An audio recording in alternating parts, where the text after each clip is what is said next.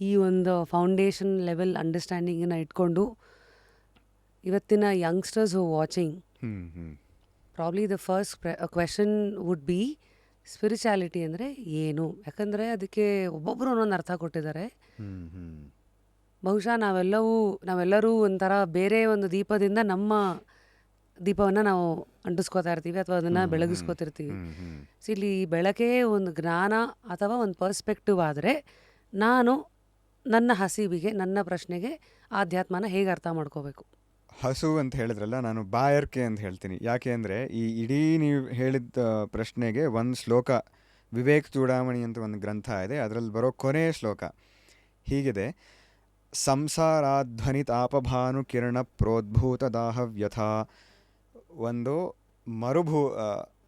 ಒಂದು ಡೆಸರ್ಟ್ ಇದೆ, ಅದ್ಯಾವುದು ಅಂದರೆ ಸ್ಕಾರ್ಚಿಂಗ್ ಹಾಟ್ ಡೆಸರ್ಟ್, ಅಂದರೆ 50-60 ಡಿಗ್ರೀಸ್ ಟೆಂಪ್ರೇಚರ್ ಅಂತ ಇಟ್ಕೊಳ್ಳಿ, ಸಹಾರಾ ಡೆಸರ್ಟ್ ಅಂತ ಇಟ್ಕೊಳ್ಳಿ. ಅದ್ಯಾವುದು ಅಂದರೆ ಈ ಸಂಸಾರ ಅನ್ನೋ ಮರುಭೂಮಿ ಡೆಸರ್ಟು. ಅದರಲ್ಲಿ ಒಬ್ಬ ಓಡಾಡ್ತಿದ್ದಾನೆ, ಅವನಿಗೆ ತುಂಬ ಸುಸ್ತು, ಬಾಯಾರಿಕೆ, ಹಸಿವು ಎಲ್ಲ ಆಗಿದೆ. ಆ ಮಠಮಠ ಬಿಸಿಲಿಂದ ದೇಹವೆಲ್ಲ ಸುಟ್ಟೋಗಿದೆ. ಖಿನ್ನಾನಾಂ ಜಲಕಾಂಕ್ಷಯ ಮರುಭುವಿ ಭ್ರಾಂತ್ಯ ಪರಿಭ್ರಾಮ್ಯತಾಂ. ಅಂದರೆ ಶರೀರ ಎಲ್ಲ ಸುಡ್ತಾ ಇದೆ ಅವನಿಗೆ. ನನ್ಗೆ ಸ್ವಲ್ಪ ನೀರು ಕೊಡಪ್ಪ ಯಾರು ಅಂತ ಒದ್ದಾಡ್ತಿದ್ದಾನೆ. ಒದ್ದಾಡ್ಕೊಂಡು ಏನು ಮಾಡ್ತಿದ್ದಾನೆ ಅಂದರೆ, ಒಂದು ಬಿಸಿಲು ಕುದುರೆ ಅಂತ ಕನ್ನಡದಲ್ಲಿ ಹೇಳ್ತೀವಿ, ಮಿರಾಜ್ ಅಂತ, ನೆಲದಲ್ಲಿ ನೀರಿದೆ ಅಂತ ಕಾಣುತ್ತೆ ಅಲ್ಲಿ ಆ್ಯಕ್ಚುಲಿ ಟೋಟಲ್ ಇಂಟರ್ನಲ್ ರಿಫ್ಲೆಕ್ಷನಿಂದ. ಆದರೆ ಅಲ್ಲಿ ನೀರಿಲ್ವೇ ಇಲ್ಲ. ಓ, ಅಲ್ಲಿ ನೀರಿದೆ ಅಂತ ಹೋಗಿ ಅಲ್ಲಿ ಧುಮುಕ್ತಾನೆ, ಫಟ್ ಅಂತ ನೆಲದ ಮೇಲೆ ಬೀಳ್ತಾನೆ. ಓ, ಇಲ್ಲಿ ನೀರಿದೆ ಅಂತ ಹೋಗಿ ಧುಮುಕ್ತಾನೆ, ಅಲ್ಲೂ ಬೀಳ್ತಾನೆ. ಭ್ರಾಂತ್ಯ ಪರಿಭ್ರಾಮ್ಯತಾಂ, ಹೀಗೆ ದಿಗ್ಭ್ರಮೆಯಿಂದ ಇಲ್ಲಿ ಅಲ್ಲಿ ಅಂತೆಲ್ಲ ನೀರು ಬೇಕು ಅಂತ ಹೋಗ್ತಿದ್ದಾನೆ. ಅವಾಗ ಏನಾಗತ್ತೆ ಅಂದರೆ, ಒಬ್ಬರು ಕರುಣಾಳುಗಳು ಬಂದು ಅತ್ಯಾಸನ್ನ ಸುಧಾಂಬುದಿಂ ಸುಖಕರಂ ಬ್ರಹ್ಮಾದ್ವಯಂ ದರ್ಶಯಂತ್ಯೇಷಾ ಶಂಕರ ಭಾರತಿ ವಿಜಯತೆ ನಿರ್ವಾಣ ಸಂದಾಯಿನಿ ಅಂತ ಶ್ಲೋಕ. ಅಂದರೆ ಗುರುಗಳು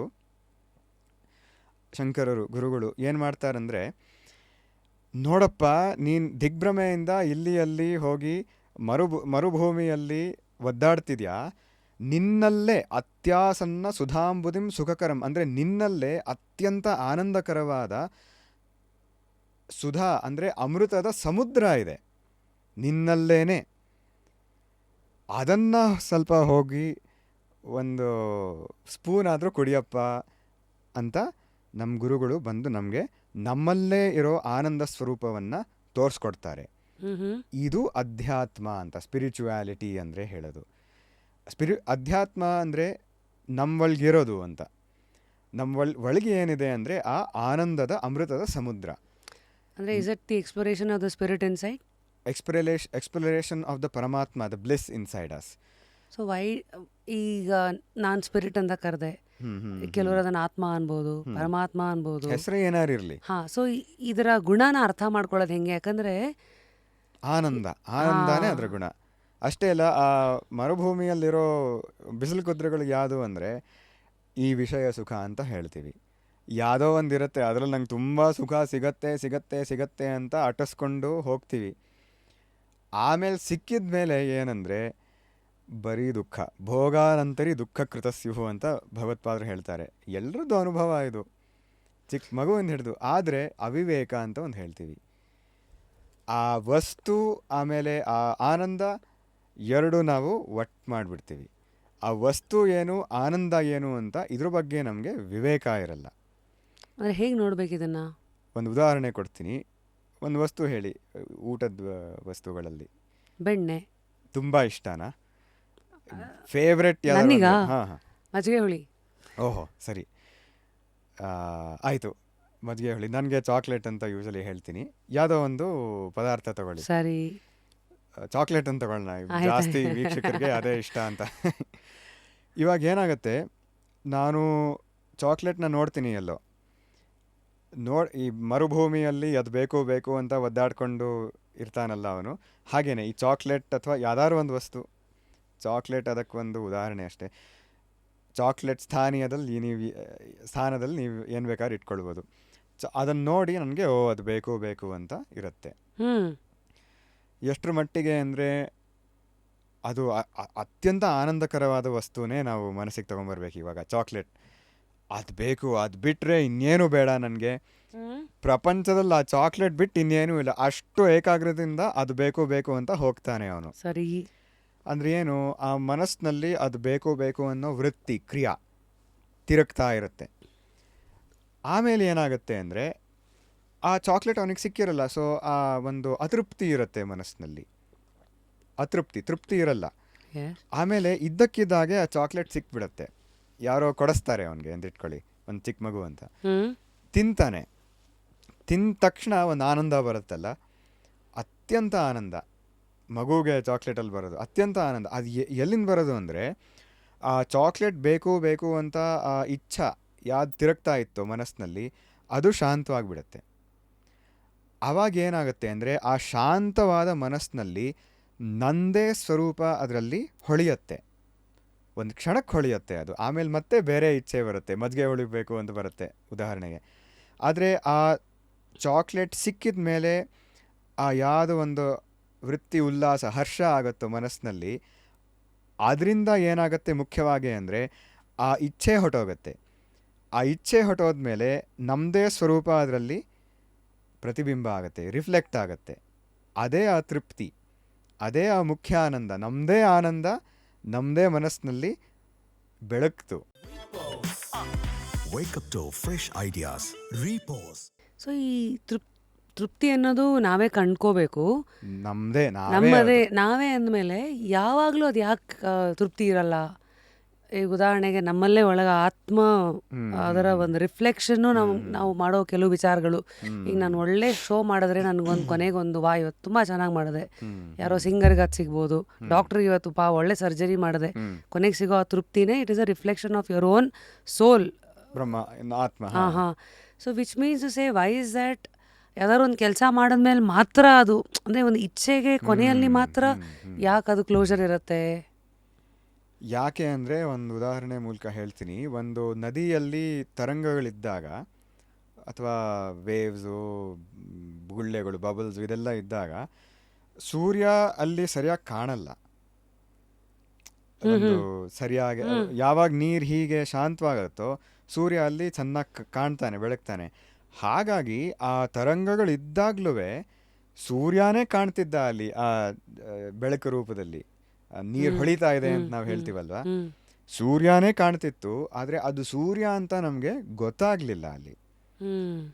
ಸೂರ್ಯನೇ ಆ ಸೂರ್ಯ ಇಲ್ದೇನೆ ನೀರೇ ಕಾಣಿಸ್ತಿರ್ಲಿಲ್ಲ. ಸೂರ್ಯ ಇಲ್ಲ ಅಂತ ಹೇಳ್ತೀವಿ ಅಲ್ಲಿ. ಶಾಂತವಾದಾಗ ಓ ಸೂರ್ಯ ಬಂದ ಅಂತ ಹೇಳ್ತೀವಿ. ಆದರೆ ವಾಸ್ತವ ಏನು, ಮೊದಲು ಸೂರ್ಯನೇ ಪ್ರತಿಬಿಂಬ ಆಗ್ತಿದ್ದ. ಅಂದರೆ ಈ ರಹಸ್ಯ ಉಪನಿಷತ್ ಏನು ಹೇಳೋದಂದರೆ, ನಮ್ಮ ಮನಸ್ಸಿನಲ್ಲಿ ಯಾವಾಗಲೂ ಆ ಪರಮಾತ್ಮ ಪ್ರತಿಬಿಂಬ ಆಗ್ತಿದ್ದಾನೆ, ಅವನ ಬೆಳಕಿಂದಾನೇ ಈ ಮನಸ್ಸು ಕೆಲಸ ಮಾಡ್ತಿದೆ. ಆದರೆ ಮನಸ್ಸು ಯಾವಾಗ ಶಾಂತವಾಗತ್ತೋ ಆವಾಗ ಅವನ ಸ್ವರೂಪ ಅಲ್ಲಿ, ಅಂದರೆ ಆನಂದ ಸ್ಪಷ್ಟವಾಗಿ ಗೊತ್ತಾಗತ್ತೆ. ಅದೇ ಆ ತೃಪ್ತಿ ಅಂತ ಹೇಳೋದು. ಆ ತೃಪ್ತಿ ಶಾಂತವಾದಾಗ ಮಾತ್ರ ಕಾಣೋ ಒಂದು ಇದು, ಅದು ಸಾಂದರ್ಭಿಕ. ಉಪನಿಷತ್ ಏನು ಹೇಳೋದು ಗೊತ್ತಾ, ಆನಂದವನ್ನ ಗ್ರೇಡ್ ಮಾಡುತ್ತೆ. ಗ್ರೇಡ್ ಅಂದರೆ ಒಂದು ಸ್ಕೇಲ್ ಕೊಡುತ್ತೆ, ಅದರದ್ದು ಹಂತಗಳು, ತಾರತಮ್ಯ. ಹೇಗೆ ಅಂದರೆ ಆ ಪರಮಾತ್ಮ ಆನಂದ ಹೇಳಕ್ಕಾಗಲ್ಲ.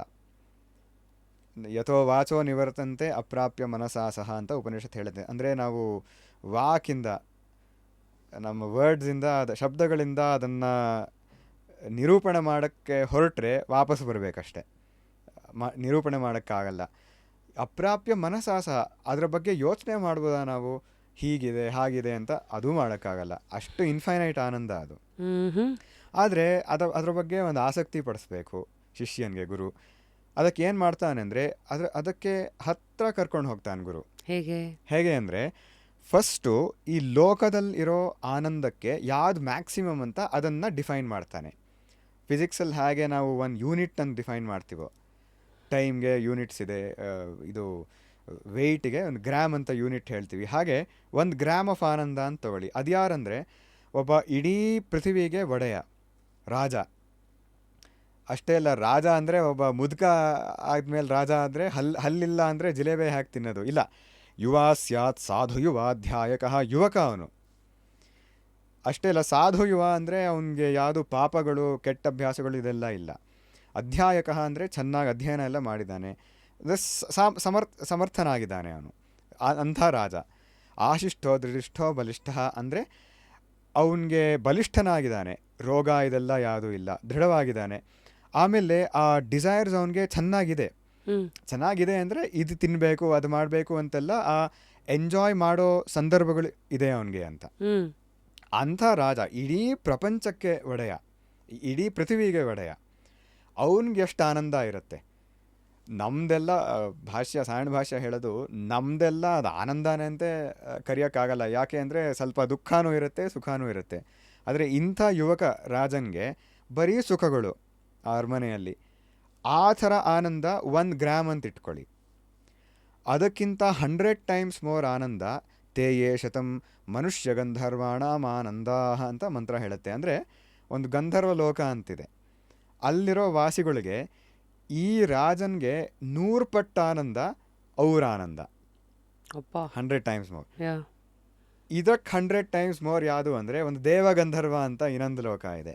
ಅದಕ್ಕೆ 100 ಟೈಮ್ಸ್ ಮೋರ್ ಅಂದರೆ ಯಾವುದೋ ದೇವತಾ ಲೋಕ. ಈ ಥರ ಹೋಗ್ತಾ ಹೋಗ್ತಾ ಹೋಗ್ತಾ 10 ಸ್ಟೆಪ್ಸ್ ಹೋಗುತ್ತೆ. ಅಂದರೆ 100 to the power of 10. ಅದೆಷ್ಟೋ ನಂಗೆ ಕ್ಯಾಲ್ಕುಲೇಷನ್ ಮತ್ತೋಯ್ತು. 10 ಬಿಲಿಯನ್ kgs ಅಂತ ಇಟ್ಕೋತೀನಿ. ಇದು 1 ಗ್ರಾಮ್ ಆನಂದ ಅಂತಿದ್ರೆ ಈ ರಾಜನ ಆನಂದ. ಬ್ರಹ್ಮಲೋಕ ಅಂತ ಒಂದು ಲೋಕ ಇದೆ, ಅಲ್ಲಿ ಹಿರಣ್ಯಗರ್ಭ ಚತುರ್ಮುಖ ಬ್ರಹ್ಮ ಅಂತ ಒಬ್ಬ ಇದ್ದಾನೆ, ಹೈಯೆಸ್ಟ್ ಆಫ್ ದೇವತಾಸ್ ಅಂತ ಇಟ್ಕೊಳ್ಬೋದು. ಅವನ ಆನಂದ ಎಷ್ಟು ಅಂದರೆ 10 ಬಿಲಿಯನ್ kgs. ಕಿಂಗ್ ರಾಜಂದು 1 ಗ್ರಾಮ್ ಇದ್ದಿದ್ರೆ. ಇವಾಗ ಉಪನಿಷತ್ ಏನು ಹೇಳುತ್ತಂದರೆ, ನಾನು ಮೊದಲು ಒಂದು ಶ್ಲೋಕ ಹೇಳಿದೆ, ಅತ್ಯಾಸನ್ನ ಸುಧಾಂಬುದಿಂ ಸುಖಕರಂ ಅಂತ. ನಮ್ಮಲ್ಲೇ ಆ ಸುಧಾ ಸಿಂಧು, ಆ ಅಮೃತದ ಸಮುದ್ರ ಇದೆ ಅಂತ ಹೇಳಕ್ಕೆ. ಯಾಕಂದರೆ ಆ ಬ್ರಹ್ಮಲೋಕ ಆನಂದನೂ ನಮ್ಮಲ್ಲಿರೋ ಆನಂದದ ಸಮುದ್ರದಲ್ಲಿ ಒಂದು ಹನಿ, ಒಂದು ಬಿಂದು ಅಷ್ಟೇ. ಅಷ್ಟು ನಮ್ಮೊಳಗಿರೋ ಆನಂದ. ಇವಾಗ ಈ ಆನಂದಗಳೆಲ್ಲ ಯಾವುದು ಅಂದರೆ ನಮ್ಮದೇ ಆನಂದದ್ದು ಪ್ರತಿಬಿಂಬ. ಈ ಆನಂದಗಳಂದರೆ ಈ ರಾಜನ ಆನಂದ ಅಥವಾ ಗಂಧರ್ವಗಳ ಆನಂದ, ದೇವರ ಆನಂದ, ಬ್ರಹ್ಮನ ಆನಂದ, ಅದೆಲ್ಲ. ಆದರೆ ಈ ತಾರತಮ್ಯ ಯಾಕೆ ಬಂತು ಅಂತ ಪ್ರಶ್ನೆ. ಈ ಭೂಮಿಯಲ್ಲಿರೋ ರಾಜನ ಆನಂದ 1 ಗ್ರಾಮ್ ಇದ್ದರೆ ಗಂಧರ್ವಗಳ ಆನಂದ 100 ಗ್ರಾಮ್ಸ್ ಯಾಕಾಯಿತು ಅಂದರೆ ಭಾಷ್ಯ ಹೇಳೋದು ಅಕಾಮಹ ತತ್ವ ಅಂತ ಒಂದು ಪದಪ್ರಯೋಗ ಮಾಡುತ್ತೆ. ಅಂದ್ರೇನು? ಚಿತ್ತ ಪ್ರಸಾದ, ಮನಃಶಾಂತಿ.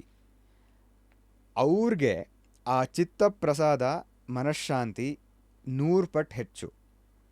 ಅದಕ್ಕೆ ಅವ್ರಿಗಿರೋ ಆನಂದನೂ 100 ಪಟ್ಟು ಹೆಚ್ಚು. ಅಂದರೆ ಇಲ್ಲೊಂದು ಮುಖ್ಯವಾದ ಅಂಶ ಇದೆ. ಈ ಮನಃಶಾಂತಿ ಚಿತ್ತ ಪ್ರಸಾದ 2 ರೀತಿಯಿಂದ ಬರ್ಬೋದು. ಚಿತ್ತ ಪ್ರಸಾದ ಅಂದರೆ ಮನಃಶಾಂತವಾಗಿರೋದು, ಇಚ್ಛಾರಹಿತವಾಗಿರೋದು, ತೃಪ್ತನಾಗಿರೋದು ಮನಸ್ಸು. ಅದು 2 ರೀತಿಯಿಂದ ಬರ್ಬೋದು. ಒಂದು, ಆ ಚಾಕ್ಲೇಟ್ ತಿಂದು ಅದರಿಂದ ನನಗೆ ತೃಪ್ತಿ ಬರೋದು, ಇದು ಒಂದು ರೀತಿ, ಅದು ಕ್ಷಣಿಕ.